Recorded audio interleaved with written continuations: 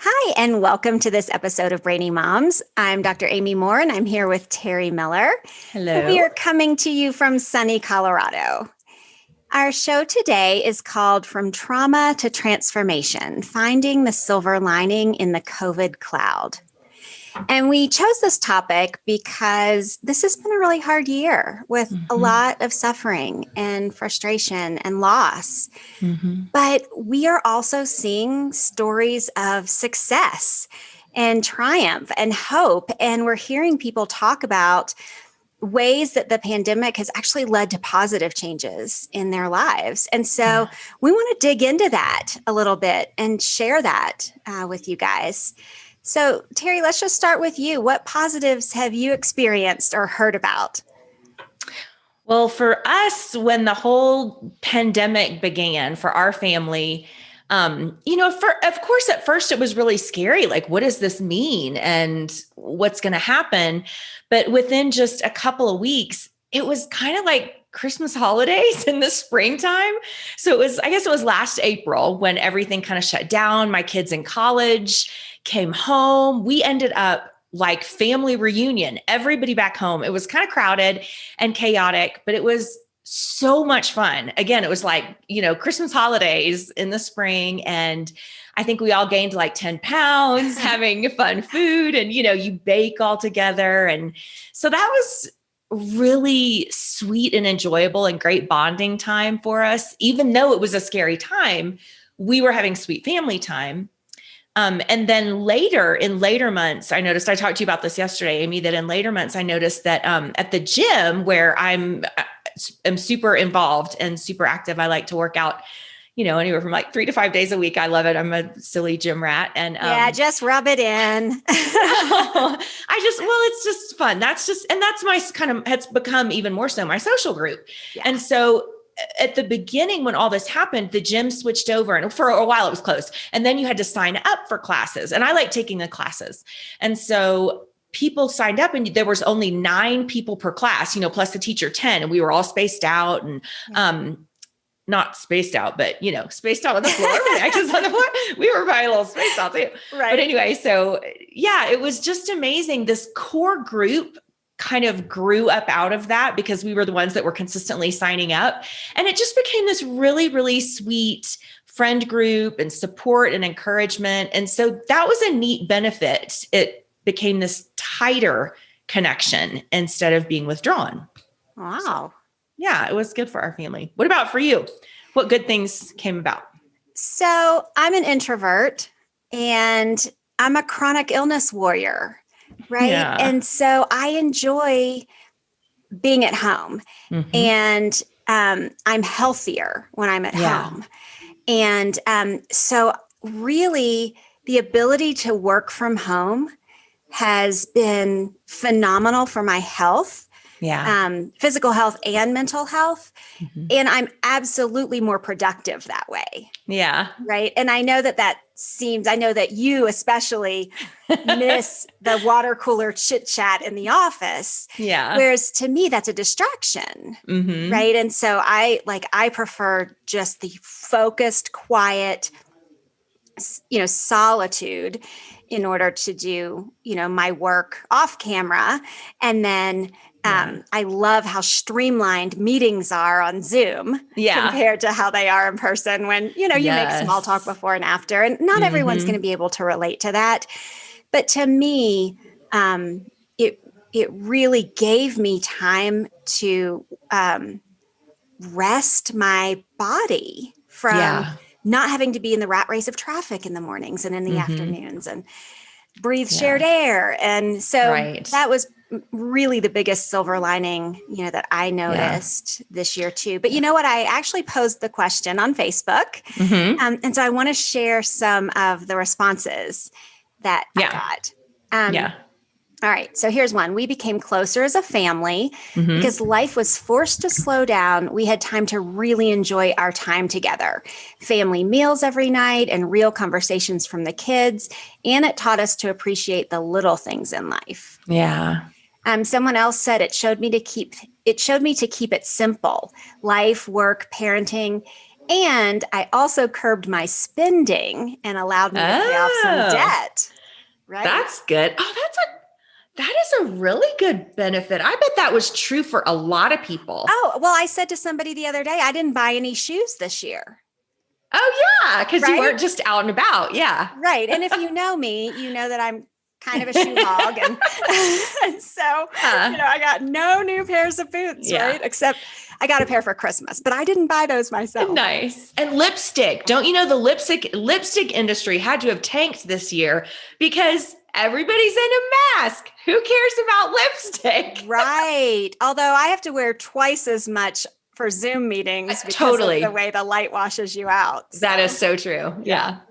Okay. So another friend said, my son was 13, and at a time when teenagers are typically pulling away from their parents, we got to spend a lot of quality time together. We went for hikes in the woods, did a lot of baking. I will forever be grateful for the time we had. Aw, that's so sweet. Yeah, and I resonated with that, because I have a 16-year-old and, really did get to communicate more fully with him this year. So I understood that. Yeah. My sister-in-law said, because of COVID, we did fire pit gatherings with the neighbors and all got closer. Wow, that's nice. So they had cool neighbors that weren't afraid of being together. That's awesome. Yeah, and we actually did the same thing with our backdoor neighbors. They have a really cool fire pit, and we spent some time with them doing the exact same thing. That's so sweet. So let's see. I had another friend who said accessibility. So she has a child in a wheelchair. Yeah. And she said social distancing leaves more room for wheelchairs and walkers, something I would have never considered, but absolutely. I mean, how neat was that for her? Yeah, just more space. Yeah. The world's not as crowded.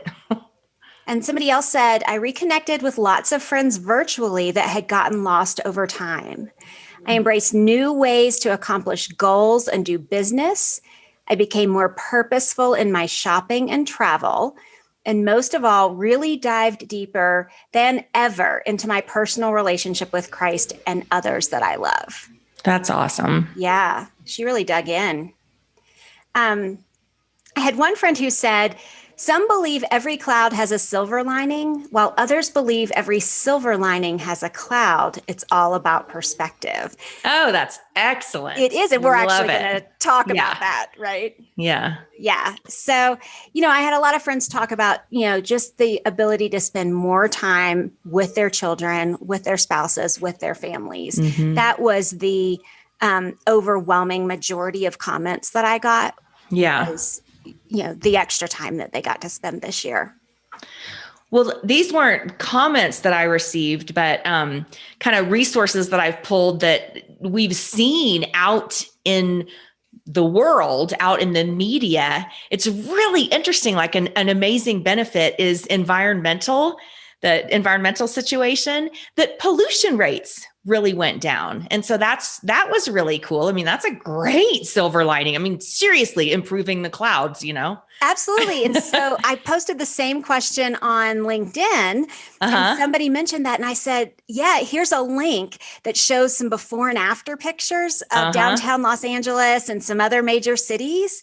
And it was crazy. Yes. The difference when they didn't have the smog covering the beautiful cityscapes, the mountains, the water, right? I mean, it's absolutely better for the environment. And you have to think that, okay, so another thing that's been in the media that I pulled an article about is just the tech changes that kids and parents are both learning. And what people are saying, what the media is saying is we're probably not going to go back completely to the way it was, like ever again. Many, many companies are learning that it's more effective to let people work at home.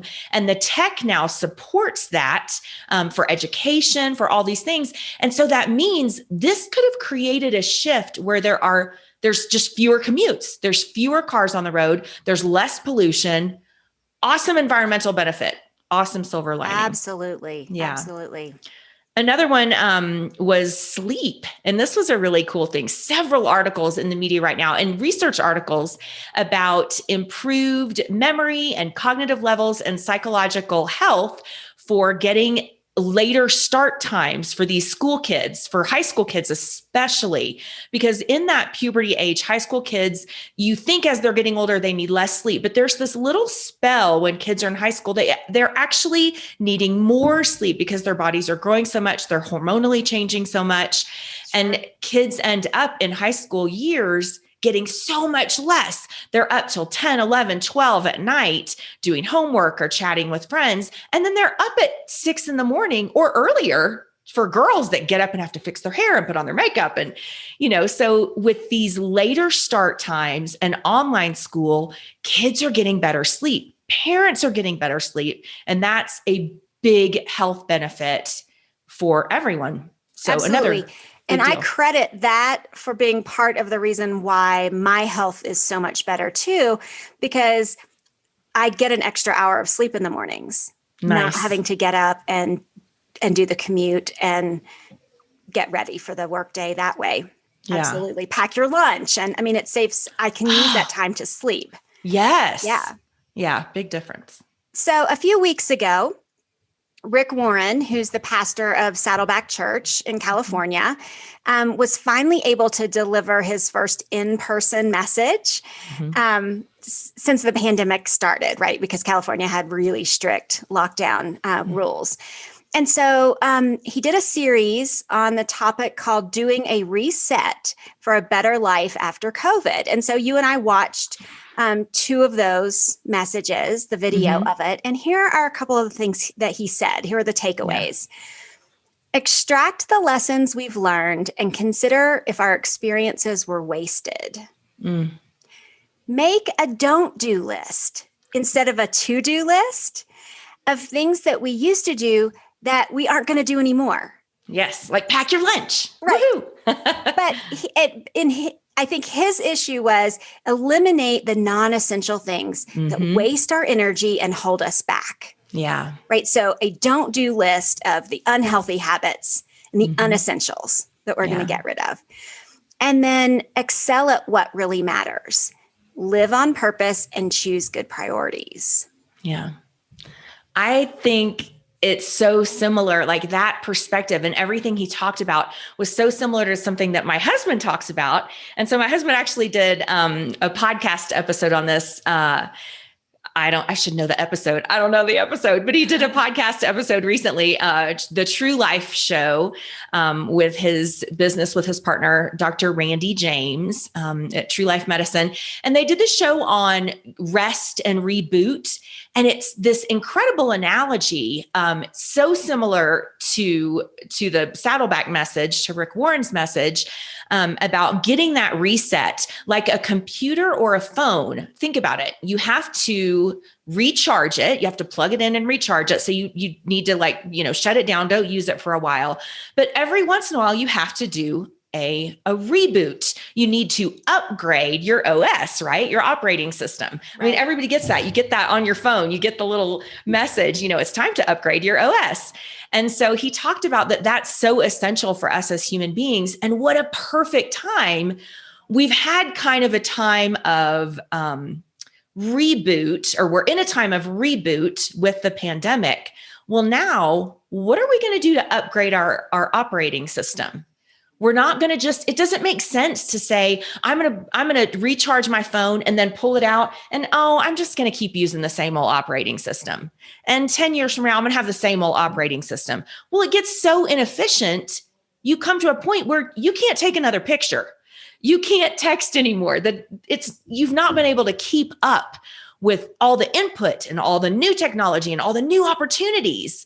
And so right now, we're in this incredible opportunity to upgrade our personal human operating system.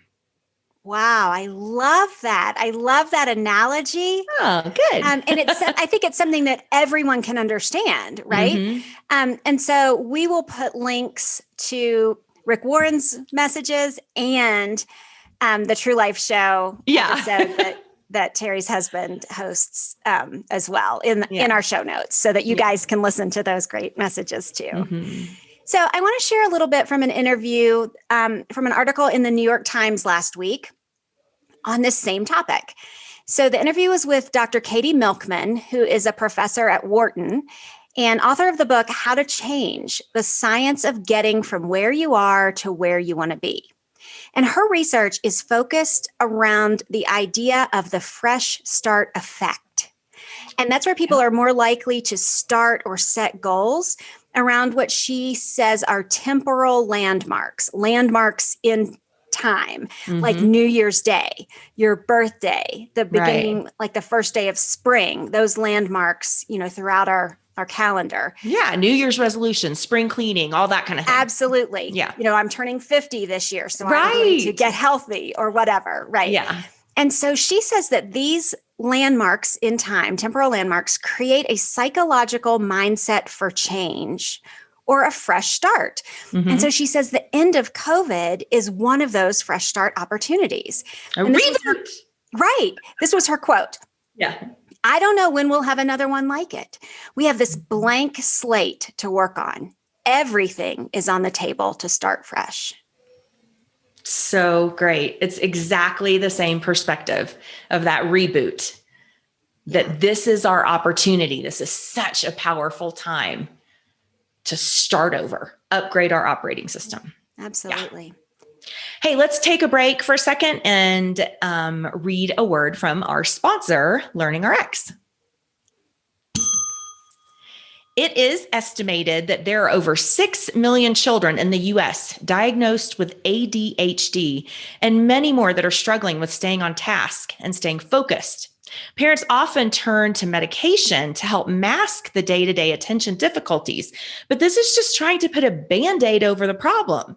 Most children diagnosed with ADHD have a cluster of weak cognitive skills that we all rely on for focusing and staying on task. Skills like working memory, long-term memory, processing speed. So LearningRx one-on-one brain training identifies what weaker skills are causing attention struggles for those with ADHD, and they create a one-on-one brain training program that's tailored to help address the root cause of that child's biggest challenges. Visit learningrx.com to learn how they are helping students with ADHD significantly improve their cognitive skills. Again, that is learningrx.com. Okay, I just have to show my new bell. Yes. If you're not watching, she has the cutest little yellow happy faced bell. Wait, ding it again. Ding.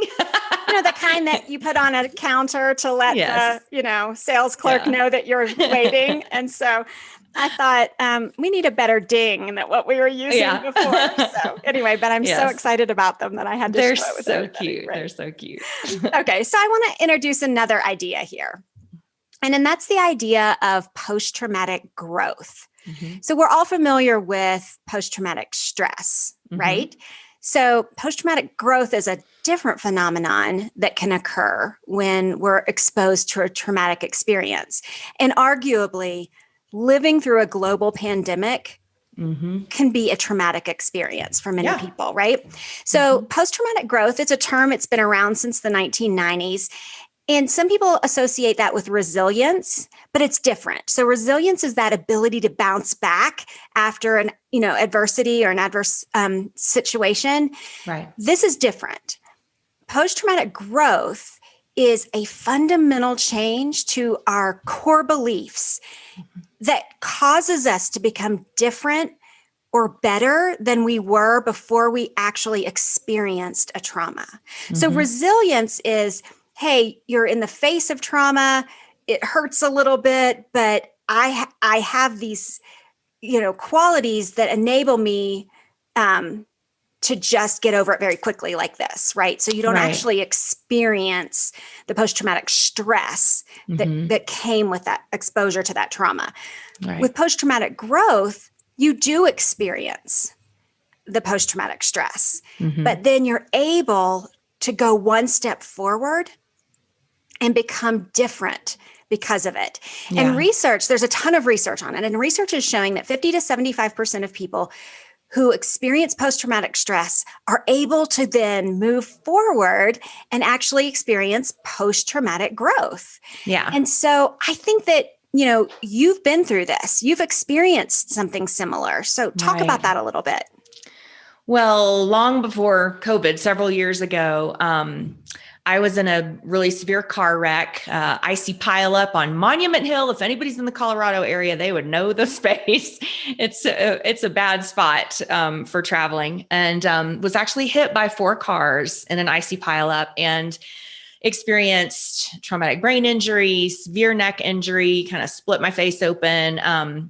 And the biggest thing was just the anxiety that came after that. And so I was officially diagnosed with post-traumatic stress disorder and actually was having panic attacks when I was trying to drive. I didn't realize it at the time. I just knew I have to pull over and throw up and I can't breathe and what's going on. And I had to get on some anxiety medication, anti-anxiety medication. And it was a really, really rough time. And so in the years following it, and it maybe took 18 months. I mean, it was a long time of pain, recovery, kind of getting back on my feet physically, emotionally, psychologically. But then I realized, and I began speaking this truth to people, that what had happened was, awful, terrible, painful.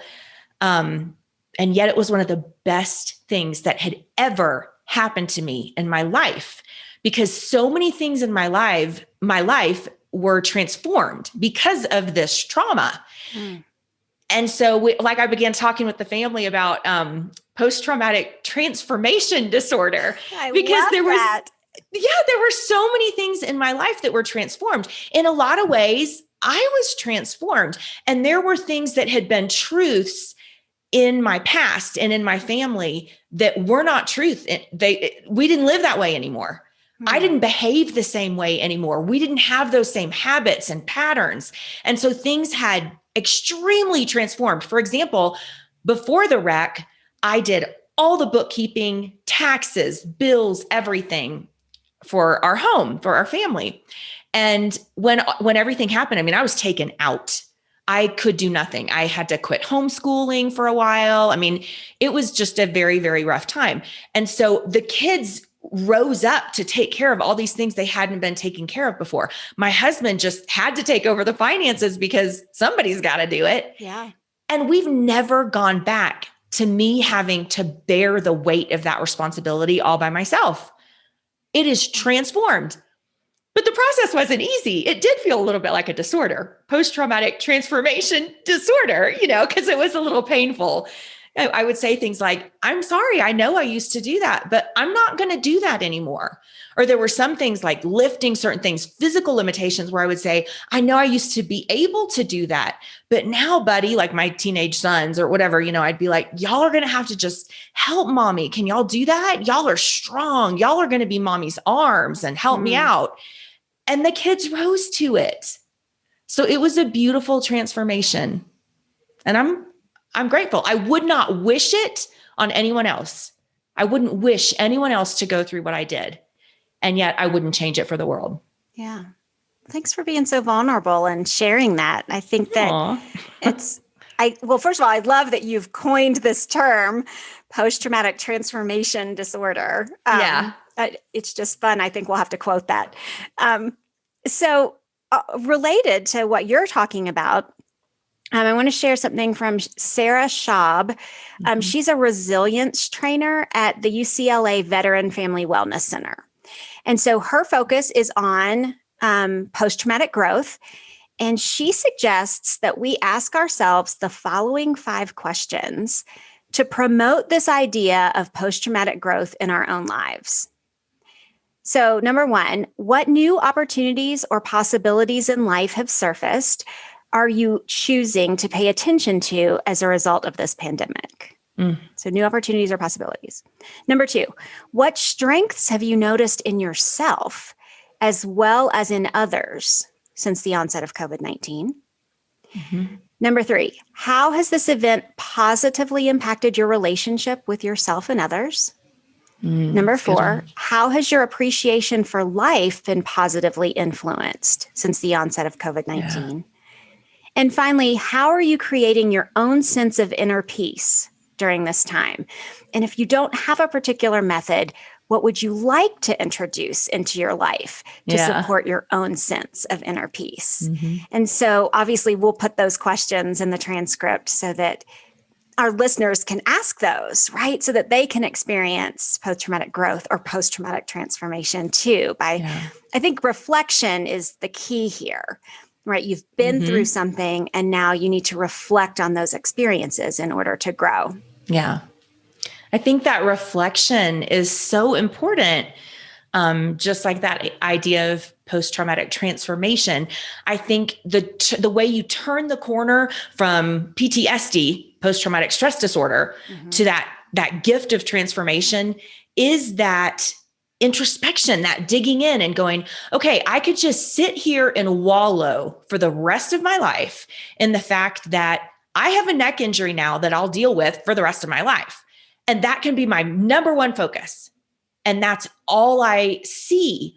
Or I can ask these questions like you just put forth and begin to dig in and think, okay, but what benefit came out of that?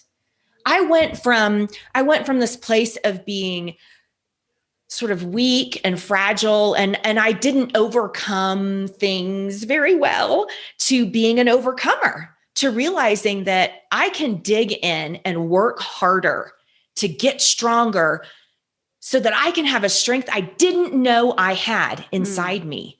And so there are these positives that can come out of trauma and bad experiences if, like you said, Amy, if we dig in. Yeah, beautiful.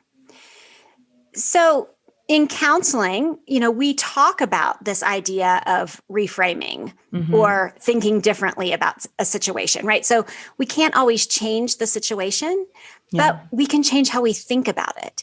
And in changing how we think about it, we can change our feelings. Yeah. And so I think that I want to end on that whole idea of reframing this pandemic experience through a lens of growth, through the lens of transformation, and getting rid of that all or nothing thinking, and adopting, a more flexible mindset.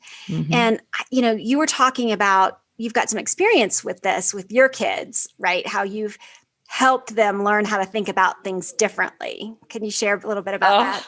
Well, a little bit, but now you're putting me on the spot. I don't know that I've done that great. So no, I'm looking forward to the ways you're going to help me dig in and see. Oh, okay. Well, then how why I can don't do you better. share the actual scenarios? Yeah. Okay. Yeah, I'll share the struggles, but then, I talked to you yesterday and said, we've done a couple of things, but I need more help. So I have 9 kids. And so there's a lot of different personalities in there and different ways that they cope with life and with trauma, bad experiences, good, whatever. And so it's interesting, I think, for other moms to listen to this. I kept thinking I bet someone, most moms are going to be like, oh yeah, one of my kids is like that. Probably one of these 3 scenarios that we've really had to work on reframing with these kiddos. So I have an Eeyore kiddo, my son Canyon, he is 15. What's Eeyore? What's that mean? Okay, Eeyore, sorry. So I'm thinking Eeyore from Winnie the Pooh. To me, Eeyore, Winnie the Pooh is he was the gray donkey, and he's always like, oh, Winnie the Pooh would say, the sun is shining. He'd go, oh, but it's hot. And then somebody else would say, there's a rainbow. Well, because it was raining. And so always this kind of sad, depressed, it's just, just everything's blue, I gave my son Canyon overheard me talking about this yesterday.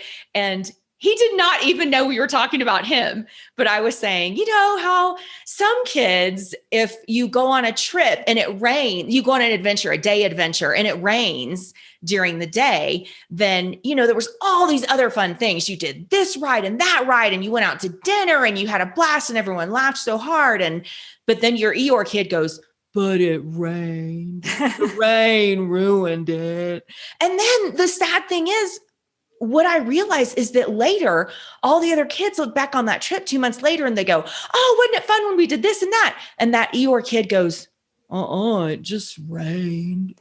And so something in his brain happened and he couldn't see anything but that it reigned. Yeah, And that then all or nothing thinking. Yes. Yeah, like my friend Hermine calls it awfulizing. Like, was it really that bad? Catastrophizing. Yeah. Yeah. Like, do we need to awfulize it? And so it's like, buddy, Canyon, honey, you've got to start speaking some positives about that day. And so we started practicing that, like, tell me something good that was about that day. And now tell me something else. And so started helping him understand. He's super, super smart and real into neurological processing. And so I'm like, you're creating neural pathways, buddy, that are all about negative thinking. So come on, we've got to, just like you said, Amy, reframe it. Yeah. And so I still need, we've worked some with him, but I still need a lot of help with reframing things for my grumpy child, my Nakota Scott. He's not that negative. He's just kind of a little bit grumpy.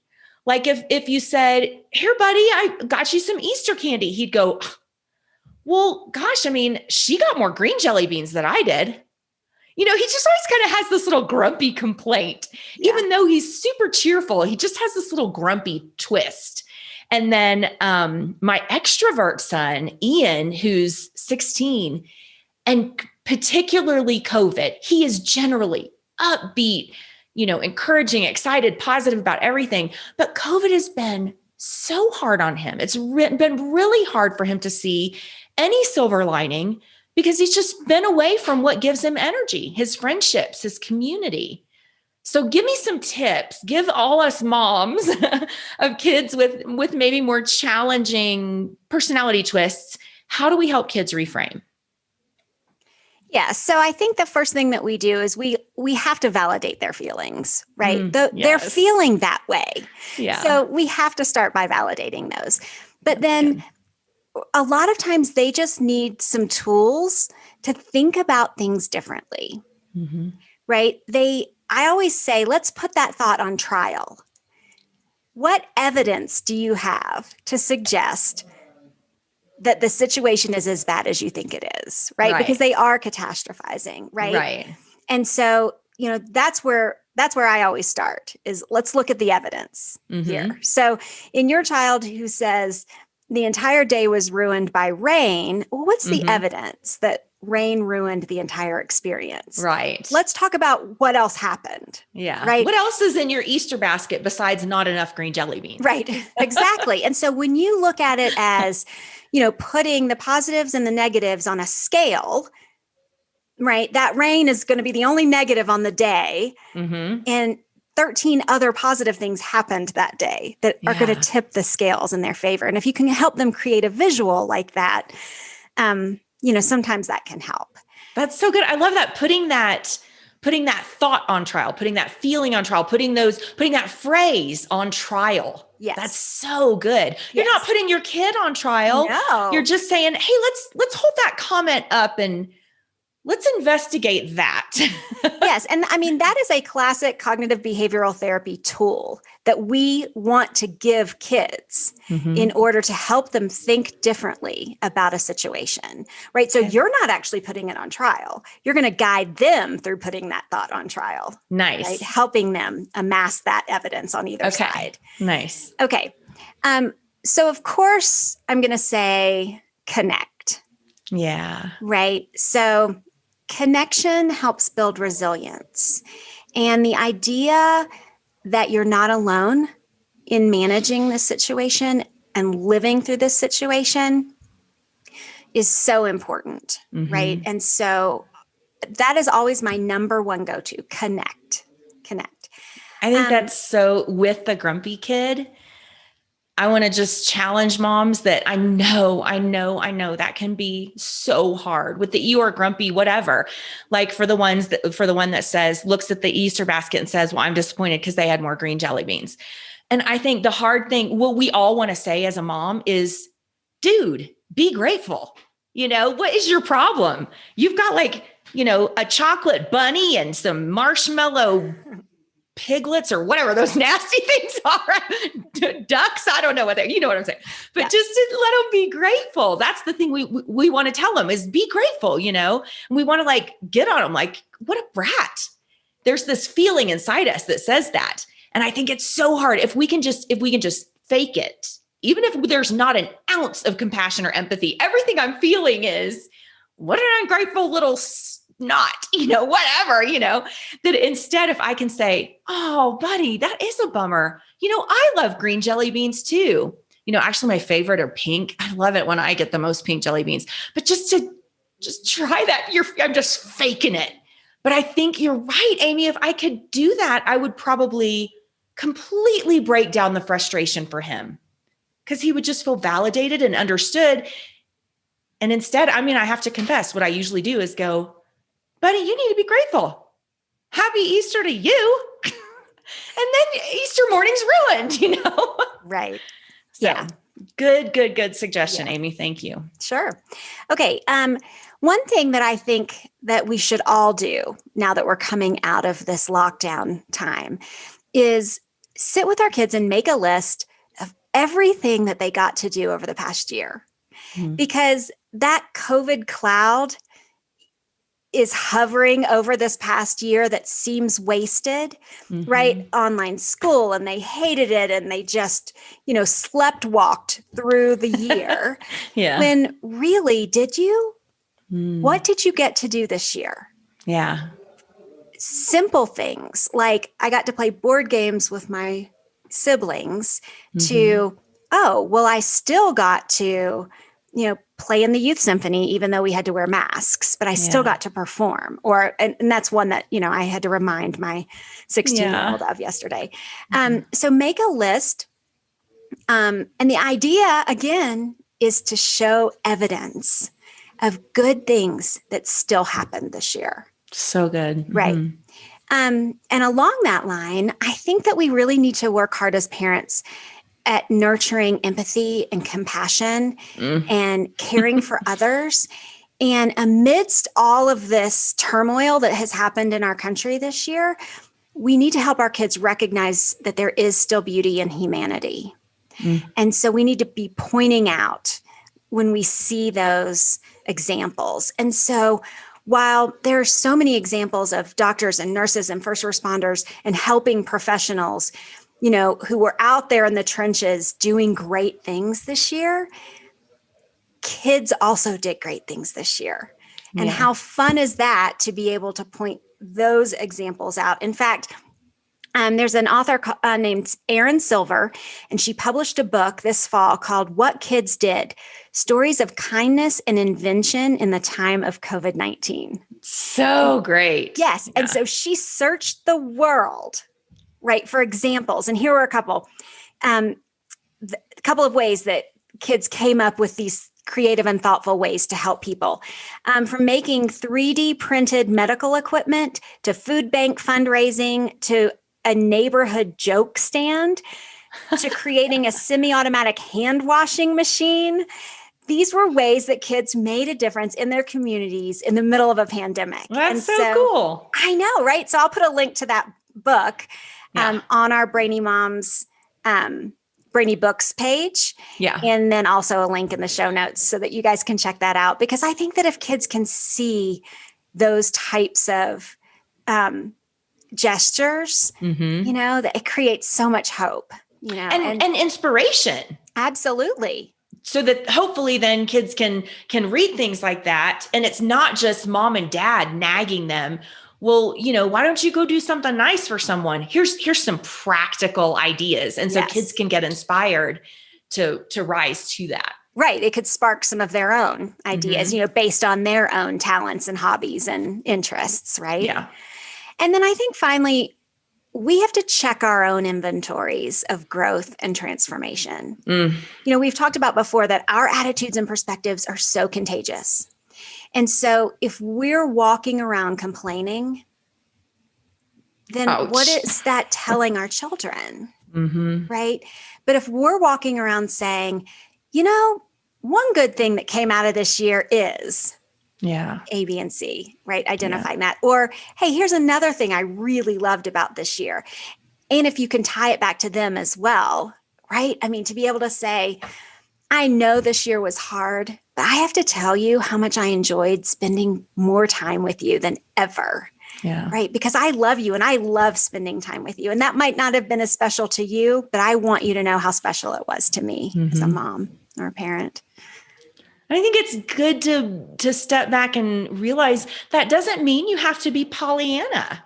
That doesn't mean that you're saying, oh, I'm just going to only speak the positives and this wasn't hard. I mean, I think that part of connecting with your kid and empathy and compassion is saying, yes, I'm with you. That is hard. And it's not saying, but let's look on the bright side. Let's be Pollyanna. You're so happy all the time. No, we don't have to do that. We don't have to be fakey, but we can say it's been hard and there were positives. Yes, exactly. You nailed it. Because we suffered.